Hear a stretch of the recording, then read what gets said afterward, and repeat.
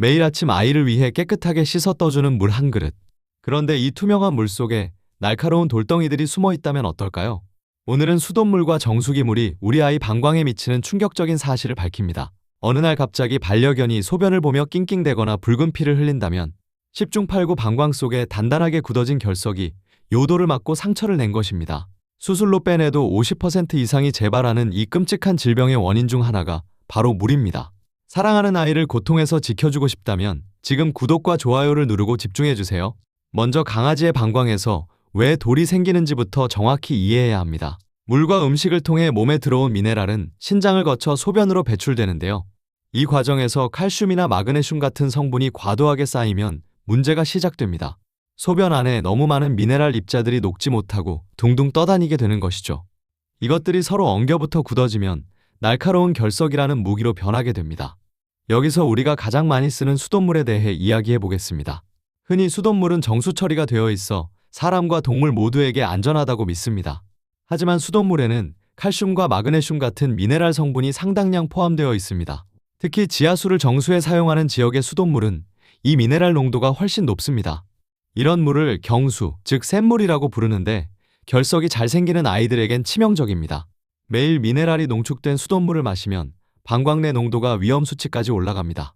특히 유전적으로 방광이 약한 아이들은 이 미세한 차이로도 수술대에 오를 수 있죠. 게다가 수돗물 특유의 소독약 냄새 때문에 물 마시는 것 자체를 거부할 수도 있습니다. 음수량이 줄어들면 소변이 더 진하게 농축되고 결석은 폭발적으로 자라게 됩니다.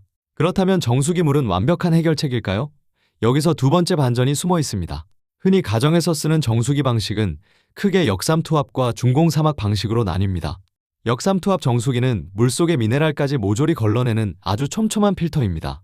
이렇게 미네랄이 전혀 없는 순수한 물은 이미 결석이 있는 아이들에게는 매우 좋습니다. 더 이상 미네랄이 쌓이지 않게 차단하여 돌이 더 커지는 것을 막아주기 때문이죠. 하지만 건강한 아이가 이런 물만 마시면 체내 미네랄 밸런스가 깨질 위험도 존재합니다. 반대로 중공사막 방식이나 직수형 정수기는 불순물은 거르지만 미네랄은 통과시킵니다. 즉, 미네랄 농도가 높은 지역이라면 정수기를 써도 결석 위험을 피할 수 없는 셈이죠. 그렇다면 시중에 파는 생수는 어떨까요? 보호자들이 가장 많이 하는 실수입니다. 사람이 마시는 생수, 즉 미네랄 워터는 말 그대로 미네랄이 듬뿍 들어있는 물입니다. 사람에게는 훌륭한 영양 공급원이지만 작은 체구의 강아지에게는 과부하가 걸립니다. 특히 생수를 주식으로 먹였더니 단 몇 달 만에 결석이 생겼다는 사례도 수없이 많습니다. 강아지 전용으로 나오는 반려동물 필터형 급수기도 상황은 비슷합니다. 급수기에 들어가는 수필터, 즉 활성탄은 먼지와 냄새만 기가 막히게 잡아냅니다. 물에 녹아있는 칼슘과 마그네슘 이온은 이 필터를 그대로 비웃으며 통과해버립니다. 결국 물의 종류보다 중요한 것은 우리 아이의 현재 몸 상태와 pH 농도입니다. 강아지의 소변은 약한 산성을 띌 때 결석을 녹이고 가장 건강한 상태를 유지합니다. 그런데 미네랄이 풍부한 알칼리수를 계속 마시게 되면 소변이 알칼리화 되어버리죠. 이때 가장 흔하게 발생하는 것이 바로 스트루바이트라는 무시무시한 결석입니다. 반대로 고기 위주의 간식만 과도하게 먹이면 소변이 너무 강한 산성으로 변합니다. 그러면 이번에는 녹지 않는 칼슘 옥살레이트라는 또 다른 악마의 결석이 자라납니다. 그럼 도대체 우리 아이에게 어떤 물을 줘야 방광을 지킬 수 있을까요? 가장 추천하는 첫 번째 방법은 바로 수돗물을 팔팔 끓인 후 식혀서 주는 것입니다. 물을 끓이면 아이들이 극도로 싫어하는 소독약 냄새가 공기 중으로 완벽히 날아갑니다. 게다가 끓이는 과정에서 일부 미네랄 성분들이 바닥에 가라앉아 농도가 낮아지는 효과도 있죠.